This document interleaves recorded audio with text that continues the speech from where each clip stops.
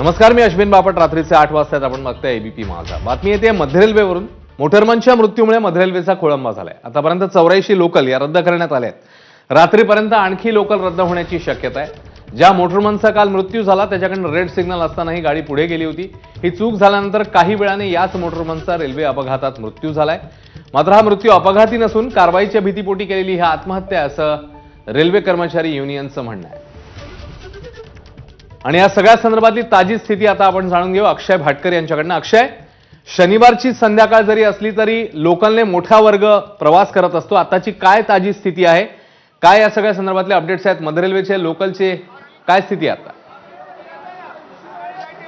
अश्विन, मी सध्या सीएसएमटी स्थानकात आहे. जर आपण पाहिलं तर प्रवासी जे आहेत ते भांडतायत, अक्षरशः आपला संताप व्यक्त करतायत. मोटरमनची ही केबिन आहे आणि याच ठिकाणी मोटरमनच्या केबिनच्या समोर हे सगळे प्रवासी जमलेले आहेत. आणि याचं कारण हे सांगितलं जातं ते म्हणजे अनेक तासांपासून प्रवासी या ठिकाणी उभे आहेत, पण कोणीही त्यांना सांगत नाही की नेमकं काय कारण आहे. आरपीएफ देखील आलेले आहेत आणि ते आरपीएफची लोक आहेत ते त्यांना समजवायचा प्रयत्न करतायत, पण प्रवासी ऐकत नाहीत. प्रवासी संतापलेले आहेत. याचं एकच कारण आहे ते म्हणजे मोटरमन नाहीयेत. अक्षय, मी तुला विनंती करेन की नेमका त्यांच्यामध्ये काय संवाद झालाय तो तू आमच्यापर्यंत पोहोचव. अक्षय, प्रयत्न करू. सर, काय नेमकं प्रॉब्लेम? गाडी अनाऊन्स करायला पाहिजे की नको?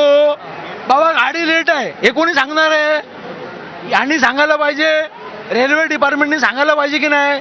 गाडी डिपार्टमेंटमध्ये लेट आहे म्हणून कोणी सांगायला पाहिजे. आम्ही एवढा वेळ झाला, अर्धा तास झाला इथं थांबलोय. आम्हाला घरी जायचं नाही का? कोण सांगणार? किती वेळ झाला थांबलात?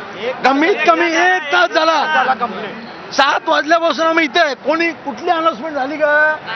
अनाउन्समेंट नाही झाली.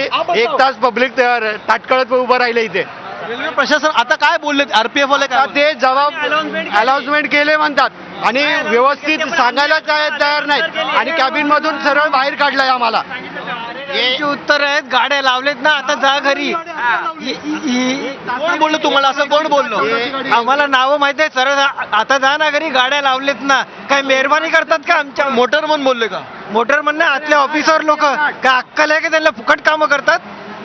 ये एक दिन का प्रॉब्लम नहीं है, ये डेली का रोज का प्रॉब्लम है. सुबह मॉर्निंग की गाड़ी के इतने बजे 7:10 की गाड़ी रहती है, वो आती है 7:25 भी आती है, 7:35 भी आती है. यानी ये लाइन में एनी टाइम प्रॉब्लम है, कोई इसका ऑब्जेक्शन नहीं है. सकाळी पण प्रॉब्लेम सर तेच असतो आणि आता पण आज जाताना घरचे वाट बघत असतात. मग लेट का? मला कुठे जायचंय? मला कर्जतला जायचंय सर. 1 तास झाला, आता 1 तास व्हायला झाला.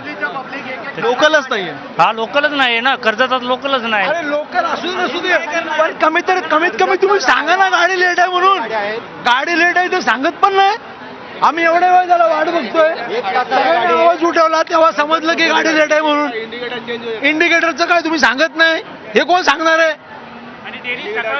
आपण बघताय आरपीएफचे इकडे या ठिकाणी सगळे जवान जे आहेत ते उभे करण्यात आलेले आहेत मोटरमनच्या केबिनच्या समोर. कारण की मोटरमनने अचानक आज सिंगल ड्युटी करणार असं सांगितलंय आणि डबल ड्युटी करणार नाही, याच्यामुळे आज प्रॉब्लेम झालेला आहे. आणि सर्व जे मोटरमन आहेत ते देखील आपण आतमध्ये पाहू शकता. सर्व मोटरमन आतमध्ये उभे आहेत आणि कोणी बाहेर यायला तयार नाही, काम करायला तयार नाही. अचानक आज या सगळ्यांनी इकडे काम जे आहे ते कमी केलंय आणि याचाच फटका आज सगळ्या प्रवाशांना बसतोय. याच मोटरमनच्या केबिन मधून मोटरमन घर म्हणजे बाहेर यायला पाहिजे. प्रवाशांसाठी त्यांनी या ठिकाणी काम करायला पाहिजे, पण ते करत नाहीयेत. आणि म्हणून आज इथे काही कारण नसताना इथे आपण पाहताय हे सगळे मोटरमन आतमध्येच आहेत, याच मोटरमनच्या केबिनमध्ये बसून आहेत, पण कोण बाहेर येत नाही. आणि म्हणून लोकल चालत नाहीत, म्हणून लोकल उशिराने आहेत आणि म्हणून आज 84 पेक्षा जास्त लोकल ज्या आहेत त्या देखील आज रद्द करण्यात आलेल्या आहेत. अक्षय, या सगळ्या संदर्भातली ताजी अपडेट वेळोवेळी तुझ्याकडनं घेतच राहू. तुर्तास धन्यवाद या माहितीबद्दल.